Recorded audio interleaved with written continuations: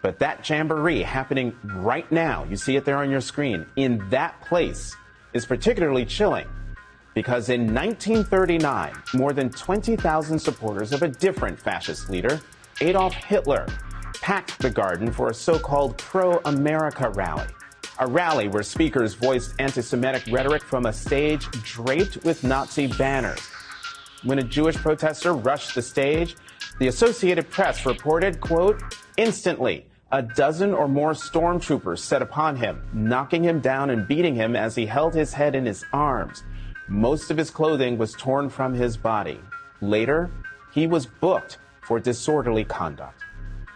Now, against that backdrop of history, Donald Trump, the man who has threatened to use the military against opponents he calls enemies from within, who has threatened to use the troops to quell what he says are lawless cities, and to use those troops to carry out mass deportations of immigrants, is once again turning Madison Square Garden into a staging ground for extremism.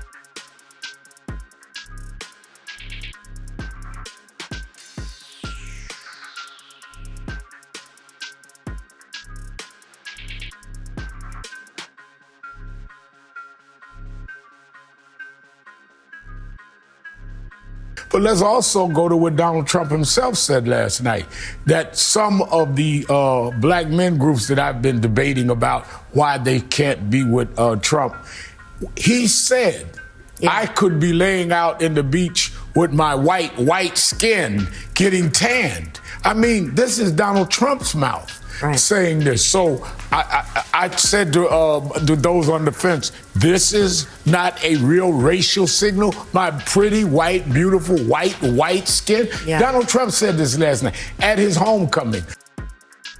The greatest resorts in the world. I could have been extremely happy. I could have had those beautiful waves smack me in the face. I could have had the beautiful suntan. This white skin could have been tan and beautiful. So when people said that this was like reminiscent of the supremacist rally in 1939, the Nazis, I think that it lived up to that.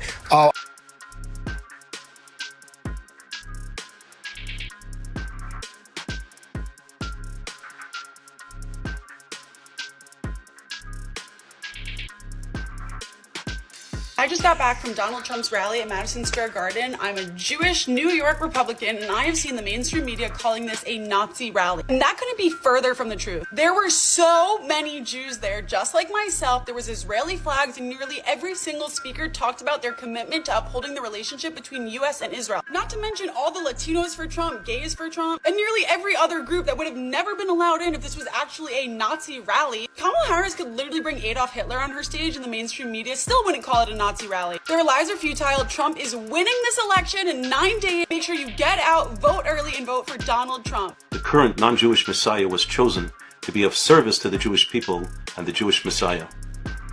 President Trump's right ear was grazed in a symbolic gesture of Exodus 21:6, where the Torah states that a servant who wants to remain with his master needs to have his right ear pierced. Trump was designated as God's servant and anointed one, just like Cyrus the Great almost 2,400 years ago. We have clarified in several videos that the absolute deadline for the redemption is by the end of the Jewish year 5787, which corresponds to October 2nd, 2027, 1,167 days from today. Thus, the redemption will surely occur during Donald Trump's tenure. And I have good reason to believe Donald Trump was chosen to be the one to redeem the sins of Esav through offering his assistance in rebuilding the Holy Temple on the Temple Mount and establishing the Jewish kingdom over all of mankind in Jerusalem. Perhaps it is no accident that the numeric value of Donald Trump in Hebrew is the same as Messiah, son of David, Mashiach ben David, 424. However, Donald Trump is mistaken if he thinks he was chosen to make America great again. He will no doubt do a lot of good things to strengthen our economy, protect our borders, and allow religious freedom to flourish. But America will never become a great country on its own, because Esav's days are numbered. All our elite institutions and centers of power and influence are rotten through and through.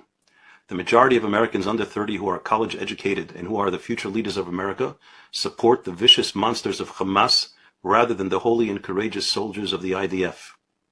No human being, even Donald Trump, can reverse this. No. The greatness of America does not lie in its own success.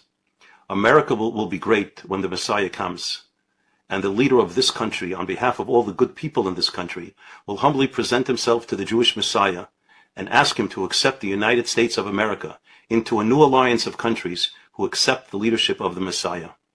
A new United Nations will replace the current cesspool that goes by that fraudulent name. A real United Nations, united to serve God, led by the Messiah and based in Jerusalem. And my feeling is that the United States, under President Trump, will be the first nation to join. President! He understood. When nobody else understood, he understood. We're not talking politics. We're not talking politics. We're talking Torah. We're talking prophets. That's what it's all about. And once we understand it, and I think he understood it, maybe he can't say it, but he knows. And he's pushing us. He's pushing us. So we're starting with the people of Israel. We're starting maybe with the Trump base, but I'm sure that maybe through Trump, everybody will understand not how Donald Trump is important, but how important Jerusalem and the temple is for the whole world. The love of liberty must be based on truth, not temple denial.